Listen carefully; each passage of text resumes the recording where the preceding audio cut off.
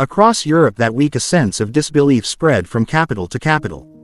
The pace of events stunned even those who had spent years predicting that a major conflict would one day erupt. For a decade people had spoken of war the way one speaks of an approaching storm. Yet almost no one imagined that the murder of an Austrian archduke at the end of June would trigger the chain reaction that soon followed. It seemed absurd that one violent moment in Sarajevo could move the entire continent toward an abyss.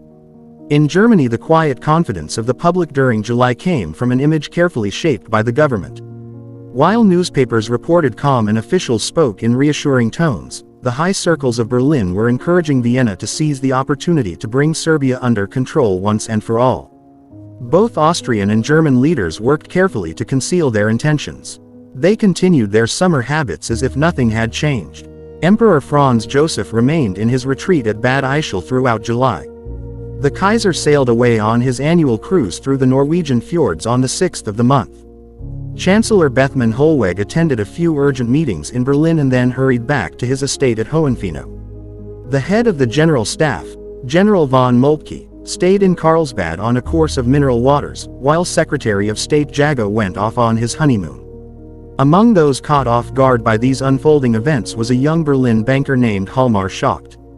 His name alone sounded unlikely, a mix that reflected his unusual background.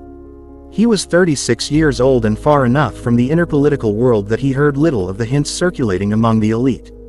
Although rumors of a coming war reached the highest banking families early in July, Schacht stood below that level and had to rely on what he could observe from the outside. He found it hard to believe that the situation had slipped so far. Germany stood at the height of an economic rise.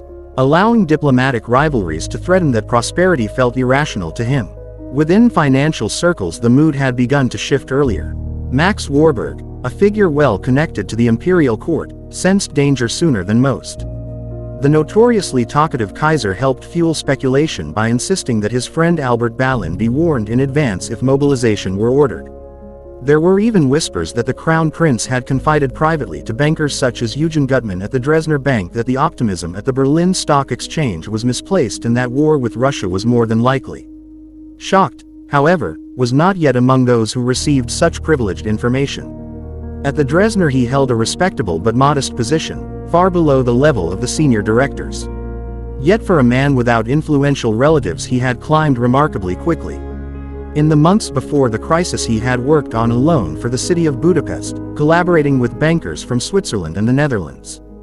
Those who met him noticed his composure and his fierce attention to detail. A Swiss colleague, Felix Someri, later remarked that Schacht seemed far more impressive than the sons of wealthy fathers who filled many of the top positions. His appearance helped create the impression of strict discipline. His mustache was trimmed with military precision and his hair was parted neatly down the center. He walked with rigid posture and favored the stiff white collars that many Berlin officers wore. Yet despite this image he had no connection to the military. His family came from the lower middle class of the northern German lands near the Danish border, and he had grown up in Hamburg. Later he became known for ambition so unrelenting that it bordered on obsession. Much of it seemed to arise from tension with his father, a man who had wandered from job to job and rarely found success. Schacht wrote later that by the age of 25 he had already surpassed his father in income. His mother provided the warmth his father lacked. She came from a once distinguished Danish family and had sacrificed her social rank when she married Wilhelm Schacht. Her cheerfulness held the household together through difficult years. Hjalmar was born in 1877 after the family returned from a long stay in the United States. His first two names had been chosen by his father in admiration for the American editor Horace Greeley, though relatives insisted he also receive a more traditional name. Eventually he became known simply as Hjalmar. The family moved frequently during his early childhood until they finally settled in Hamburg. Late 19th century Germany presented sharp contrasts. The society was rigidly stratified and political power remained concentrated in the monarchy and the Junker elite, yet the education system was among the most open in Europe. Through it Schacht found an escape from the limitations of his class. At 9 years old he entered the Johanneum, an elite school where he studied Latin, Greek, and mathematics. His classmates often mocked his worn clothes and humble background, and these small humiliations left an impression that shaped his character. He responded by throwing himself into his work with fierce determination. After completing his schooling, he attended several universities, moving from one to another in the German academic tradition. He studied medicine, literature, and political economy before finally writing a thesis on English mercantilism. He spent the winter of 1897 in Paris, worked briefly as a journalist, wrote poetry, and even attempted a libretto for an operetta. Eventually he found more stable employment at a trade association and later captured the attention of a Dresdner bank director who offered him a position. The early 20th century was a fortunate moment for ambitious bankers in Germany. The country had overtaken Britain as the leading industrial power in Europe, and its major banks played an immense role in financing that rise. In 1905, Schacht traveled to the United States with a board member and met President Theodore Roosevelt.